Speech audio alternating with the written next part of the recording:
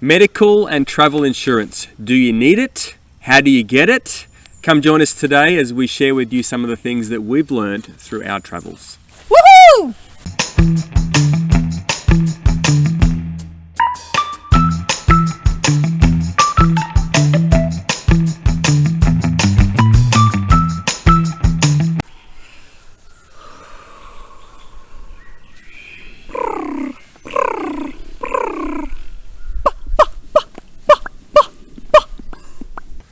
It's good. It's a serious topic. Serious. Ready? Hi everyone, welcome to Learning Brave. I'm Skylar. And I'm Ross. And today we are hitting a question that we get asked a lot. What do you do about medical and travel insurance when you travel? I think a lot of people, it can sometimes be a barrier for them launching out on family travel full time, is that they're concerned about, well, what do we do about the medical insurance that we currently have? How can we get the same thing as we travel? Because often when people go on a holiday, they'll have 2 weeks and they'll just get some travel insurance for 2 weeks and then go home to whatever they've got sorted out at home. But when you're traveling, you're out of your country and you're on the move, what do you do about it? First of all, do you need it? Heck yeah. When it comes to air travel, we know you have no choice whatsoever. You need to have some insurance when you travel. We choose to travel with it. We feel like we're such a big family, lots of kids. We don't want to tempt fate. Yeah, you just don't. Both medical as well as travel insurance. You don't want to. I feel like it's Murphy's Law. If you have travel insurance, you won't need it. If you don't have travel insurance, you'll need it. Yeah. Yep. And we've used it. So first of all, on medical insurance, we've actually needed to use or go to the doctor in many countries around the world. We've been to Italy, Poland, Hungary, Guatemala, the United Arab Emirates, Mexico, and the United States. So I'd like to go through 3 different types of medical insurance options that we have both used and experienced through our travels. The first one is simply medical insurance that's packaged within travel insurance package. I merely noticed that you are improperly packaged, my dear. Like emergency needs. Yeah, and that covers, all travel insurance policies will include a medical element, because that's one of the biggest things that happens while you're traveling that can cost the most money. And that's really for if you need to go to a hospital. And we have used that. We have. So in the Middle East, we were in the United Arab Emirates, and one of our children had a medical issue that actually ended up being a bit scary, and she needed to have a small procedure done. And so it couldn't wait, it had to be straight away. And we got that done in the United Arab Emirates, not a cheap country. And we were able to claim all of that back through travel insurance, thankfully. Which was awesome. Yeah. And, there's a couple of ones out there. It depends on which country of origin or country of residency that you're coming from. As Australians, we've used ones called World Nomads. Budget Direct. If you're from Australia, Budget Direct is amazing. Yeah. But you can only get it if you're coming from Australia. In the United States, you can get ones like Allianz and others. There's a lot out there. You should shop around. I always spend a good couple of hours comparing different policies before I select one. The second option is something that we did when we went to Canada. Now, in Canada, we didn't feel that we needed to have travel insurance because we had our own vehicle and we weren't flying. We weren't flying there. I wasn't concerned about, losing my luggage and having to pay for that. So I was searching just for a health policy, medical policy. And in Canada, as they do in many other countries, there are options for just domestic health insurance for foreigners, specifically for people coming to visit. And that was a wonderful option for us. It was cheap. I think we paid no more than $80 a month, and it covered our whole family. And we just did it month to month because we didn't know how long we were going to be there. And that was a really wonderful option for us. And the third option that we have used is just a simple domestic travel insurance policy. So that's while we've been in the United States, we've used domestic travel insurance. We've done that for both long-term and short-term. Obviously that would change if we flew overseas. Yes. But currently we're not flying, and so we're just on a domestic travel insurance policy. Yeah, we currently use Allianz. It has a really good option. We're paying no more than $100 a month. And if you compare that with having a sort of state-sponsored or private health insurance, it's actually a lot cheaper. That was one of the reasons that we selected that, is because to have one of those health policies within the United States, the premiums were higher and they had higher deductibles. This has zero deductible and the premiums were lower. I was like, why would I do that? Let's just get a domestic travel insurance policy. And so we've had that for quite a while now. What if this is as good as it gets? Now, despite having medical insurance and travel insurance everywhere that we've been, we have had situations when we've been overseas where we haven't even needed to use that. And part of the reason is because the cost of healthcare in other countries is so cheap. Yeah, Like often. so cheap. So, if we needed to go to the doctor or we needed to have something looked Like at. just for minor things, not for big problems. Yeah, any major things, generally you'll use the insurance, but for minor things, we've actually been in countries where we paid nothing. Go for We it. went to Poland.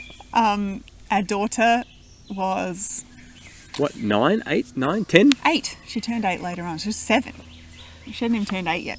So she was 7 years old and she had an ear infection and it was causing her pain and we needed to get it fixed. So we went to we called our Airbnb host and in very broken English asked him about where to see a doctor.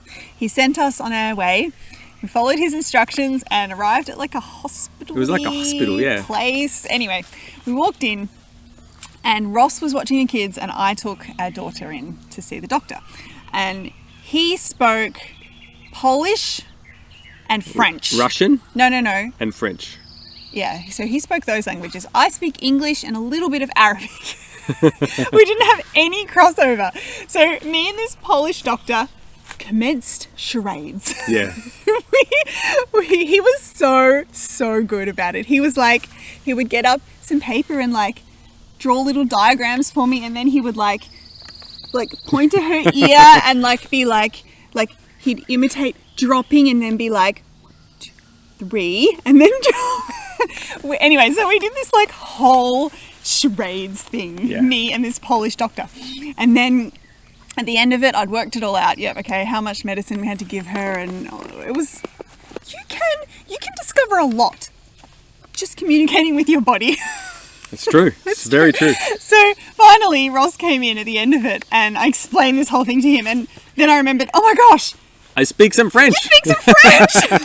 And so Ross, So he spoke to me in French and I translated and she goes, yeah, and no, I was I've like, got that. I already Good. knew all that. I knew it. Didn't even need the language. We were good. So that was fun. So that was really good to do that. And then another time that we've actually done a similar thing was for a different daughter in Hungary. This time there was no charades going on. This time I actually was able to, our Airbnb host offered to get on the telephone with the doctor while we were there and actually translated for us. And so that was really nice to have that option as well. And that was similar for some ear infections. Yeah. But really, on the whole, we've been really blessed to be in countries where it's been so cheap. We had to go to the doctors in Penang, and that was very cheap there. It was, like 10. Except they misdiagnosed the problem. They didn't pick up that it was scabies, but that's okay. It's a whole nother story. That's okay. Anyway, but even countries that you'll be like, oh, look, most countries have great medical facilities, Yep. and you'll be fine. Yep. Can I tell the story about Guatemala? Yes, please. So Guatemala, normally people think of Guatemala think, oh my goodness, that's why I don't want to travel if I get sick in Guatemala. And we were in this little dinky town in Guatemala. We weren't near a small town city. up in Lake Atitlan, and my daughter was playing around outside, and she trod on a stick or something, and a big slither of the stick went inside her foot. No, it was like a splinter, a big splinter, but it splinter. went down into her foot. We couldn't across. get it out. So within a couple of days, we saw it was sort of getting infected, and so we took her down to the local... You took her down. I wasn't there. I wasn't part of this. I took her to the local clinic. He And knew more Spanish than me, so... I took her to the local clinic, and again, through my broken Spanish and gesturing, They understood it, what was going on, and then they said, "Okay, well, let's go and get it out." I was like, "Now? Here? Yeah, let's do it." What did it look like? It was just a building and just a few rooms. Was it clean? It was cleanish, It wasn't that bad. So then we go to this back room, and there were lots of beds just all in the room, and there were already people in there being treated. There was no privacy, but that's how it's done there. So Zali was put on the bed, and they had to give her a needle to numb the thing. And so I was there trying to be the tough dad. I was never really concerned about whether she was going to get good treatment or not. My main concern was whether I was going to faint or not. I mean, he does care that she gets good treatment, but he could see that it was going to be fine. Oh, yeah, I do care. I wasn't concerned that she wasn't going to. He spent the rest of the time like, oh. Well, they started to inject her, and she starts crying. This poor 8-year-old daughter, and then I start to sort of, when you see the flashing lights a little bit, it's like spinning. I'm like, oh dear, don't faint. And then finally, and then they had to slice her foot open a little bit and get the splinter out. I was stupid. I looked. I shouldn't have looked. Why would you look when you know you're going to be fainting, when you faint like me? So I looked, and then I ended up, the scene is that she's getting her foot sliced open and sewed up, while I'm there sitting next to her with my arm around her, sort of sitting down on the ground, breathing deeply, sweating profusely, about to faint, and my 8-year-old daughter's going, "Dad, it's okay, Dad. I'll be fine, Dad. Are you okay, Dad?" She was looking after me. And then I received a call, and I was worried about her. And Ross calls me, and I'm like, hi, how's it going? And he was like, "I'm going to be all right. It's all good. I didn't faint. I'm going to be fine." Well, I'm fine. I'll be fine. Really. And I was like, great. What about Zali? How's she? Goodness me. I mean, we can't always promise that if you go to different countries that the medical procedures are going to be exactly the same. A similar experience I had in Guatemala is when I had a parasite. I got a bug in me. And to diagnose that, you actually have to take a sample and take it to the local sample place, and they inspect it. Stool sample. A stool sample. Anyone not know what a stool is? We're not talking about something you sit on here, guys. It's something that... Anyway, you get the picture. So they took a stool sample, and I didn't know, and so they gave me a clear container. It's an exercise in utter humility. Oh my goodness. So anyway, I had to catch a tuk-tuk through the streets to get there. I get there, and I go... And the whole time you're like... I'm holding my little stool sample, and then I arrive there, and I put it on the counter, and the humiliating thing was this, is that the counter and where everybody's sitting waiting for their samples to be tested, you can have a direct view to the person that's actually doing the testing. So I sat there in the waiting room with everybody else. I just handed my stool sample in, and you watched the lady behind dissecting my poo. It was very humiliating. But Special. It worked. I got the treatment I needed, and it was all fixed. So basically, insurance, we recommend always having it. We particularly, for us, it's very important. We have children who like to play, "Help me, I'm falling off a cliff." Literally. Off a cliff. The game began in Italy, off a little hill, and progressed to a cliff. I literally arrived home one day, and my kids were dangling from a cliff edge, screaming, "Help me! Help me! I'm gonna die!" And then they would like rescue each other. And I go down thinking, oh, it's just them playing. And I'm like, holy crap, They're there is a real cliff. Yeah. Get them up here. Yeah. Yeah. And Insurance, important. You need it. And I think on a serious note, for you guys who are traveling from the United States, you're very used to having your car insurance cover your medical for any accidents. That is not the case in other countries. You need to have travel and medical insurance to cover that.